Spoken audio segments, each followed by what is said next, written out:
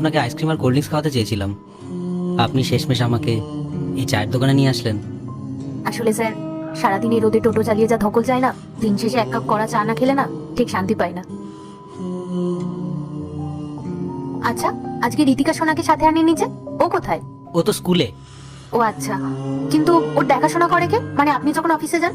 সত্যি বলতে আমিই করি। আমরা বাবার মেয়ে একাই থাকি, আর তো কেউ নেই। আমি অফিস যাওয়ার পথে ওকে দিয়ে আসি, আর ফেরার পথে পাশের বাড়ি এক দিদি আছে, উনি ওনার বাচ্চাকে আনতে যায়, তখন উনি একেবারে রীতিকাকেও নিয়ে আসে। আমি বাড়ি না ফেরা পর্যন্ত ওই দিদির কাছেই থাকে, আর ওনার বাচ্চার সাথেই খেলাধুলা করে। কিছু মনে না করেন যদি একটা কথা জিজ্ঞাসা করতে পারি? আপনি আরেকটা বিয়ে করছেন না কেন? মানে রীতিকার তো একটা মায়ের দরকার। ভাবি না যে তা নয়, কিন্তু পরক্ষণে পিছিয়ে আসি। পরে ভাবি যদি কেউ আমার মেয়ের সাথে খারাপ ব্যবহার করে। আমি তো সারাদিন বাড়ি থাকি না, জানি না সে আমার মেয়ের কিভাবে যত্ন নেবে।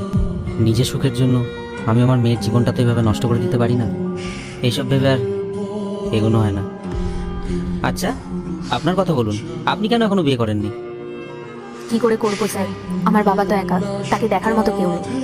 একটা সময় যখন তিনি সুস্থ ছিলেন তখন তিনি আমার সব দায়িত্ব পালন করেছেন। এখন যখন তিনি অসুস্থ হয়ে বাড়িতে বসে আছেন, তখন আমি নিজের সুখের কথা ভেবে ওনার দিক থেকে কি করে মুখ ফিরিয়ে নিই বলুন? ঠিকই বলেছেন। তাছাড়াও এখনকার দিনে কাউকে বিশ্বাস করতেও ভয় লাগে। এমন মানুষ পাওয়া খুব কঠিন জানেন, যে আমার সাথে সাথে আমার অসুস্থ বাবারও খেয়াল রাখবে। তাই আর এসব নিয়ে কিছু ভাবি না, এভাবেই চলে যাচ্ছে, আর আগামীকালে চলে যাবে।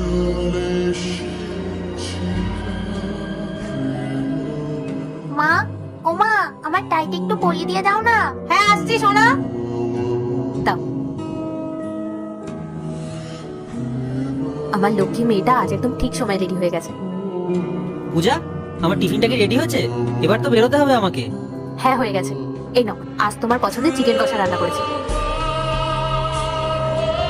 আরে বাহ, আজকে তো লাঞ্চটা তাহলে বেশ হবে। বাবার প্রেশারের ওষুধগুলো আমি নিয়ে এসেছি, আর দুটো বাকি আছে, ওগুলো ফেরার পথে নিয়ে আসবে। হ্যাঁ, তুমি বাবাকে ওষুধগুলো খাইয়ে দিও, আর খেয়াল রেখো। আচ্ছা, আমি খেয়াল রাখবো। তুমি বাবার এতটা যত্ন করো বলেই আমি সবটা সামলে নিতে পেরেছি। ওসব ছাড়ো তো। আচ্ছা, ফুল দিয়ে যে দাদাটা না, উনি রোজ টাকা দিতে বারণ করেছেন, বলেছেন মাসে একবারে দিতে। আমি বললাম তোমার সাথে কথা বলি, তারপরে জানিয়ে দেবো। কি বলো? হ্যাঁ ঠিক আছে, ওনার যেটা ভালো মনে হয় 15 দিন অন্তর অন্তর নিয়ে নেবে। জানো, উনি না খুব ভালো আর সৎ একজন মানুষ। আচ্ছা ঠিক আছে, তাহলে তাই হবে।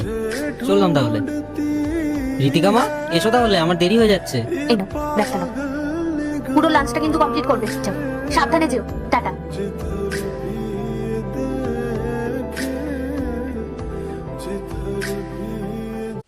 পার্ট 2 দেখতে সাবস্ক্রাইব করো ভেলকু 78M।